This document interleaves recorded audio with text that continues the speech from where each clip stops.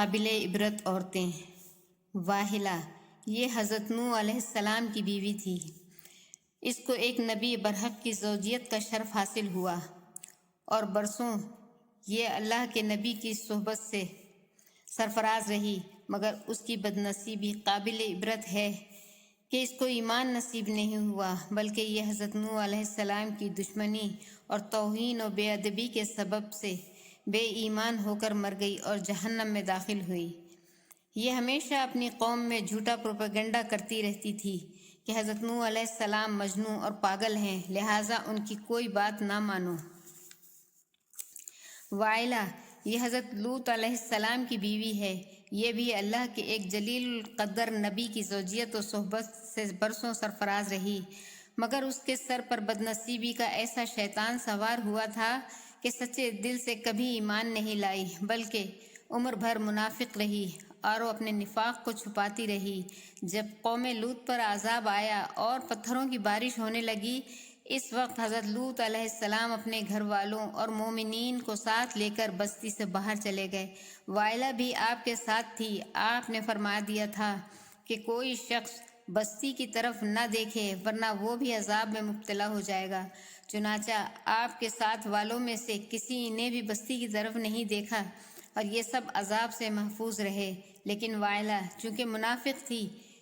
اس نے حضرت لوط علیہ السلام کے فرمان کو ٹھکرا کر بستی کی طرف دیکھ لیا اور شہر کو الٹ پلٹ ہوتے دیکھ کر چلانے لگی، ہائے رے میری قوم! یہ زبان سے نکلتے ہی ناگہاں عذاب کا ایک پتھر اس کو بھی لگا اور یہ ہلاک ہو کر جہنم رسید ہو گئی۔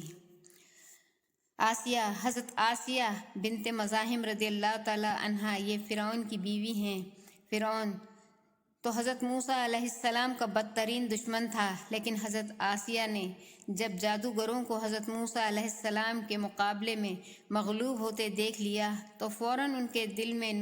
ایمان کا نور چمک اٹھا اور وہ ایمان لے آئیں۔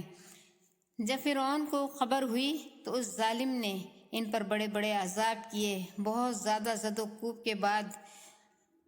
جو میخا کر دیا، یعنی 4 کھوٹیاں گاڑ کر حضرت آسیہ رضی اللہ تعالی عنہا کے چاروں پیروں میں لوہے کی میخیں ٹھوک کر چاروں کھوٹوں میں اس طرح جکڑ دیا کہ وہ ہل بھی نہیں سکتی تھیں، اور بھاری پتھر سینے پر رکھ کر دھوپ کی تپش میں ڈال دیا اور دانا پانی بند کر دیا، لیکن ان مصائب و شدائد کے باوجود وہ اپنے ایمان پر قائم و دائم رہیں اور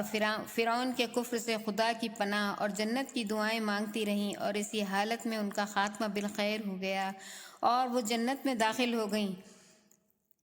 اور ابن کیسان کا قول ہے کہ وہ زندہ ہی اٹھا کر جنت میں پہنچا دی گئیں۔ مریم،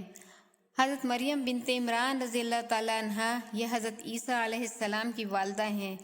چونکہ حضرت عیسیٰ علیہ السلام ان کے شکم میں بغیر باپ کے پیدا ہوئے، اس لیے ان کی قوم نے طعن و بدگوئیوں سے ان کو بڑی بڑی ایذائیں پہنچائیں، مگر یہ صابر رہ کر اتنے بڑے بڑے مراتب و درجات سے سرفراز ہوئیں کہ خداوند قدوس نے قرآن مجید میں ان کی مدح و ثنا کا بار بار خطبہ ارشاد فرمایا۔ ان چاروں عورتوں کے بارے میں قرآن مجید میں سورہ تحریم میں فرمایا، جس کا ترجمہ یہ ہے: اللہ تعالیٰ کافروں کی مثال دیتا ہے جیسے حضرت نوح علیہ السلام کی عورت واحلہ اور حضرت لوط علیہ السلام کی عورت وائلہ، یہ دونوں ہمارے 2 مقرب بندوں کے نکاح میں تھیں، پھر ان دونوں نے ان دونوں سے دغا کی تو وہ دونوں پیغمبران ان دونوں عورتوں کے کچھ کام نہ آئے، اور ان دونوں عورتوں کے بارے میں خدا کا یہ فرمان ہو گیا کہ تم دونوں جہنمی عورتوں کے ساتھ جہنم میں داخل ہو جاؤ۔ اور اللہ تعالیٰ مسلمانوں کی مثال بیان فرماتا ہے۔ فرعون کی بیوی آسیہ، جب انہوں نے عرض کی، اے میرے رب، میرے لیے اپنے پاس جنت میں گھر بنا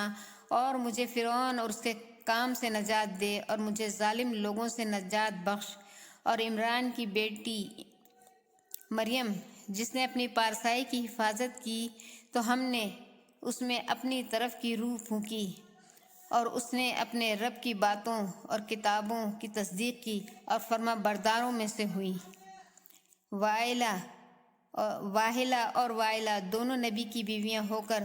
کفر و نفاق میں گرفتار ہو کر جہنم رسید ہوئیں، اور فرعون جیسے کافر کی بیوی حضرت آسیہ ایمان کامل کی دولت پا کر جنت میں داخل ہوئیں، اور حضرت آسیہ حق ظاہر ہو جانے کے بعد اس طرح ایمان لائیں کہ فرعون کے گھر کے سب آرام و راحت ٹھکرا دیا، اور بے پناہ تکلیفوں اور ایذاؤں کے باوجود اپنے ایمان پر قائم رہیں۔ بلا شبہ